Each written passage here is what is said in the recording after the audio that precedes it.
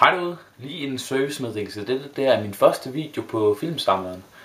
Og ja, hvad skal det gå ud på det hele? Jeg vil faktisk bare gerne vise nogle videoer omkring nogle film. Og hvad for nogle film vil du så gerne lave, Emil? Jamen jeg tænker primært unboxings af forskellige udgivelser, lidt mere specielle udgivelser.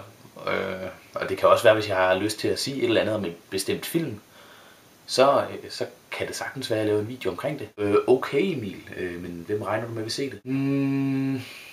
Jamen, jeg regner faktisk ikke med, at der er nogen, der går ind og ser det bare for at følge med. Jeg regner med, at folk vil se det, hvis de går op i de forskellige udgivelser, jeg har tænkt mig at vise frem. Jamen Emil, er der ikke nogen på YouTube, der allerede gør det meget bedre, end du kan formå? Jo, det er meget muligt. Jeg gør det bare for hyggens skyld, så jeg har lidt at lave. Videoerne, der kommer her på kanalen, de bliver meget uformelle og uprofessionelle. Jeg fortæller bare lidt om de ting, jeg nu har lyst til, og det kommer til at handle om filmudgivelser primært. Jeg kunne ikke forestille mig andet. Jo, tv-serier og så videre. Primært DVD'er og Blu-rays. Det lyder fandme kedeligt. Jeg skrider. Okay, jamen farvel. Og i den første video her, der vil jeg gerne vise jer, hvad der er inde i den her boks. Transformers Blu-ray. Ja, 1-3 Collector's Edition, hedder den nogenlunde. Det kommer til at stå op i titlen nede i beskrivelsen i hvert fald. God fornøjelse. Sådan ser den ud. Transformers 1-3 Blu-ray Collector's Edition. Det er en fin gennemsigtig boks.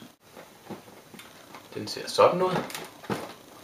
Og i bunden er der ikke meget at komme efter. Den er dejlig sort. Og i toppen, der er heller ikke meget at komme efter. Og bagpå, der har vi en dejlig manual i bedste kinderoverraskelsesstil. Og ja, de forskellige specifikationer og så videre, der står nede i bunden. Ikke så meget spændende der. Vi kan lige prøve at åbne for den en gang. Og ja, det hader jeg virkelig det her. Det her plastik her, der kun vil folde den ene vej, så man skal virkelig tvinge det bagud, hvis man skal have den åbnet. Sådan der. Og ligeledes med siderne. Nå, lad os prøve at tage den ud. Og det hvis man vil have den ud, uden at åbne for den samtidig, så er man nødt til at tage ud siderne. Hvis man tager i toppen, så risikerer man bare, at der skal tænke sig af. Og den ser sådan ud indeni. Det er noget foldet pap, der holder styr på sagerne. Den her plastikkasse er der ikke frygtelig meget ved. Så kigger vi på indmaden. Ja. Sådan ser det ud. Og det er noget massiv pap, det her. Halvmassivt i hvert fald. Jeg tror godt, man kunne ødelægge det, hvis man gad. Og det er selvfølgelig foldet efter alle kunstens regler. Så det ser meget pænt ud. Dejlig skinne, som I kan se. Genskæret med lyset der. Ja. Og hvordan åbner vi den så? Jamen så skulle vi jo kigge bagpå på æsken. På kinderægsmanualen her. Og den viser simpelthen, at vi skal trække op her øverst. Det prøver vi. Whoop, hvad skete der der? Nej.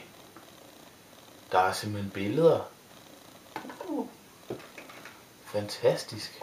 Og hvad skal vi så, tænker vi? Nej, vi har da ikke fået filmet noget endnu. Hvad er det for et boxsæt? Har de glemt filmene? Nej. Så skal vi nemlig bare tage punkt 2. Og hvordan gør vi så det? Jamen, vi trækker ud i den her. Sådan. Fabelagtigt. What the fuck? Den kan også flyve. Woo! Nå. Så har vi så selve boksen her. Ja. Den er farlig. Fin og fornem. Nærmest bare sådan en slipcase her. Med noget påklistret. Og vi prøver at tage den ud her. Ja. Og der har vi dem som ventet. Vi har 1'eren, 2'eren og 3'eren. Og selve udseendet af dem overrasker ikke specielt. Altså der er ikke så meget at sige der. Det er rimelig standard. Der står ikke noget overraskende, som vi ikke har set før på de andre udgivelser. Og 3'eren er som den eneste, den der har 2 skiver. Og ja, det er vel bare en DVD, ja, det er det. Så der er ikke rigtig så meget ekstra at komme efter. Det er DVD'en til børneværelset, hvis de skulle få lyst til at se noget metal, der spænder. Ja, men kedeligt ser det ud. Der er ikke meget at komme efter. Og ligeledes. Måske burde jeg holde den, så I kunne se det. Ja, det er jeg altså ked af. Sådan ser indmaden ud. Og så skal vi have den samlet igen. Jamen, hvordan gør vi det? Jamen, vi tager filmen igen. Og lægger ind i. Sådan der.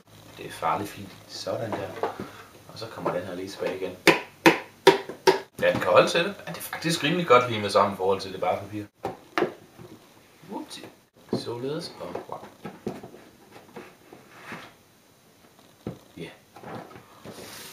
Og så er det ikke en stor kunst at få den ned i kassen igen. Så skal vi selvfølgelig bare lige have siderne lukket til igen.